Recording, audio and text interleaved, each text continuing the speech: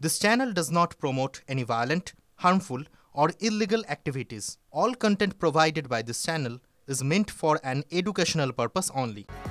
আর এবার সরাসরি নজর রাখতে হচ্ছে কাঁথির দিকে। শুভেন্দু অধিকারী কন্যা সুরক্ষা যাত্রায় শামিল হয়েছেন। লাইভ সেই ছবি আপনাদেরকে দেখাচ্ছি আমরা।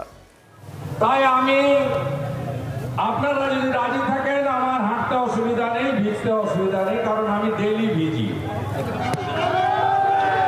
আপনারা যতদূর যেতে চাইবেন যাবেন, আমার কোনো রাজি থাকেন, আমার হাঁটতে অসুবিধা নেই, ভিজতে অসুবিধা নেই, কারণ আমি ডেইলি ভিজি। আপনারা যতদূর যেতে চাইবেন যাবেন, আমার কোনো আপত্তি নেই। ভবতারিণী মন্দিরে প্রণাম করে শেষ করতে পারি, পোস্ট অফিস মোড়ে শেষ করতে পারি, আমার কোনো সমস্যা নেই। আপনাদের আশা করবো সমস্যা নেই। যাদের সমস্যা আছে, বয়স্ক মানুষ, বয়স্ক মহিলা, তারা টোটোতে উঠে পড়ুন, টোটোগুলো পিছনে থাকুন। আর আমার যুবক ভাই বন্ধুরা, আমার বোনেরা, দিদিরা, তারা আমার সঙ্গে একদিন ভিজবেন।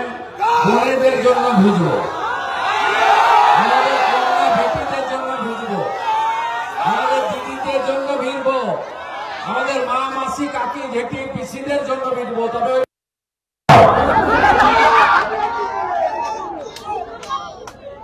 আপনারা সবাই ভালো থাকবেন। আমি জেলা সভাপতি মাননীয় শিক্ষক সোমনাথ রায়কে ধন্যবাদ জানাবো।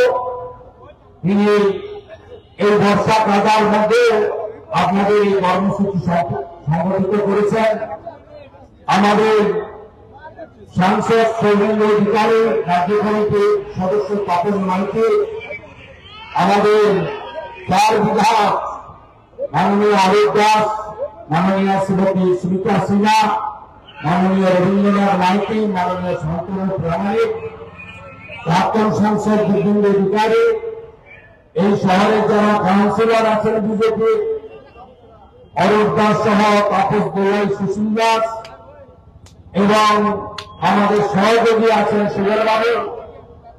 এর বাইরেও আমাদের জেলা কমিটির যারা প্রধান নেতৃত্বরা আছেন, মানস রায় থেকে, চন্দ্রশেখর ভাই থেকে, ধীরেন্দ্রনাথ পাত্র থেকে, প্রত্যেককে, বিশেষ করে এখানে আয়োজক নবীন ভাই, তিনি জেলার সম্পাদক বিদায় কমিটি শুধু নন, তিনি এখানে অত্যন্ত লড়াই করে অনেকবার পালিত হয়েছে। তাকে সহ আমার সমস্ত যুব মোর্চার ভাই বোনেদের এবং মহিলা মোর্চার সবাইকে ধন্যবাদ জানাই। বর্ষা শহরে শরতের আবাহন, পুজোর ঢাকে কাঠি পড়ল বেলগাছিয়া কেন্দ্রীয় সর্বজনীন দুর্গোৎসবে। রবিবারের সকালে শতবর্ষ ছুঁই ছুঁই খুঁটি পুজোয় আয়োজিত হলো। উত্তর কলকাতার এই পুজো এবার ৯৮ বছরে পদার্পণ করবে। পুজোর মূল আকর্ষণ নবদুর্গা মায়ের ৯ রূপের আরাধনা হবে এবারের মণ্ডপে। মণ্ডপ সাজানোতে মূল উপকরণ হিসেবে ব্যবহৃত হবে পাট। কাঁথির ২০০ শিল্পী মিলে তৈরি করছেন পাটের কারুকার্য।